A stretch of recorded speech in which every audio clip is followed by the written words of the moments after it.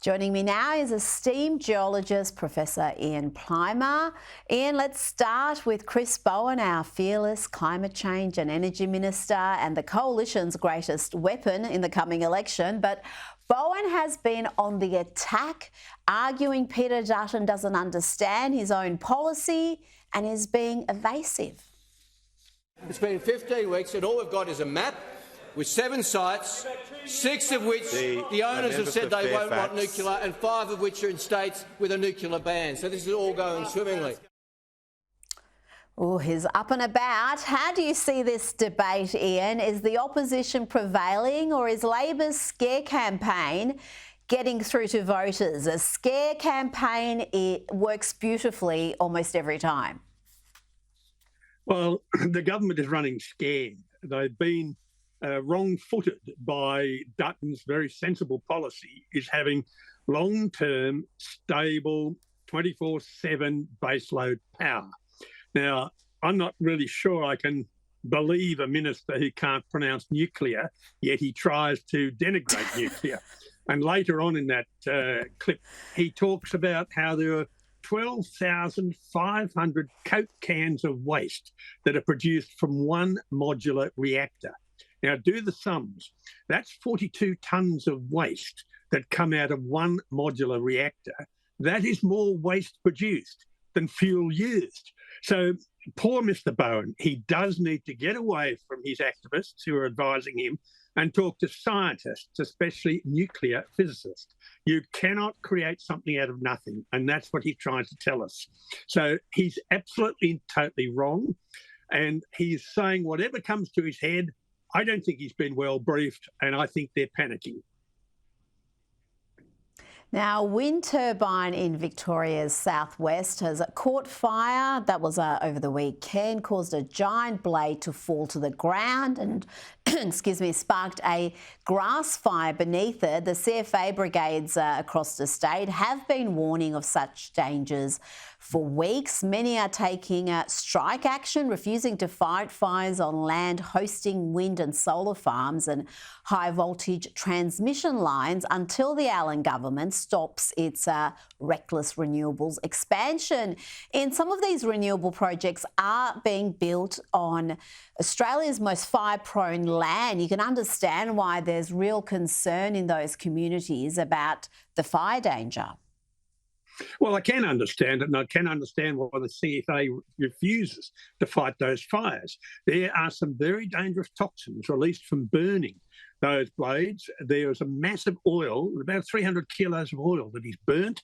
They do start grass fires, and these ideas for alternative to energy or renewable energy have given Australia the greatest environmental damage ever in its history. We are killing birds and bats, we are killing koalas when we are putting in these turbines. Offshore, we are killing whales and a lot of bird life.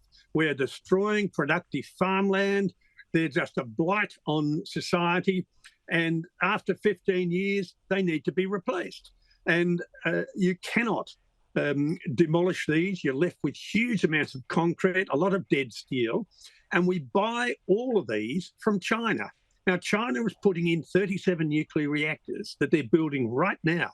They're putting in more than 60 coal-fired power stations right now.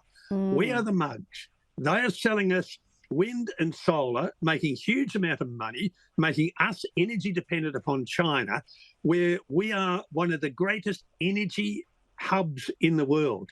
We are an energy superpower. We will never be a renewable superpower. We'll be broke before then.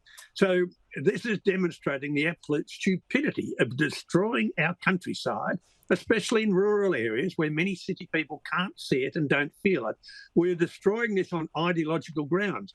We should be following China, using our uranium for a nuclear industry, using our coal for coal-fired electricity, because we have the greater proportion of energy delivered, especially in these cold times, is coming from coal. The second great amount is coming from gas. If we ban fossil fuels, then you should freeze in the dark, because that's what's going to happen. We could have just the most thriving manufacturing sector if we had cheap reliable energy, and we don't, because we don't use those cheapest forms. We export it to places like China, and then they sell us their renewable options that, well, we're paying a lot more for energy. So, I mean, they are laughing. They must think. Well, especially in Victoria. Struck the biggest jackpot in the world.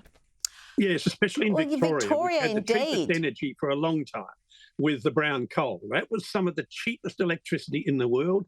This is why Victoria was a manufacturing heart of Australia. Now the energy costs have gone up. Not only is industry leaving Victoria, but people are leaving Victoria. The taxation base is getting less. So this is a catastrophe for Victoria. I've got to tell you, you should see my latest gas bill for 2-month period. In fact, less than 2 months, $500. And I've hardly got any gas in the house. It's cooking and a hot water system, but they have just made it so expensive. I think also to make it palatable to get rid of gas appliances. New homes in Victoria aren't even going to have gas connections.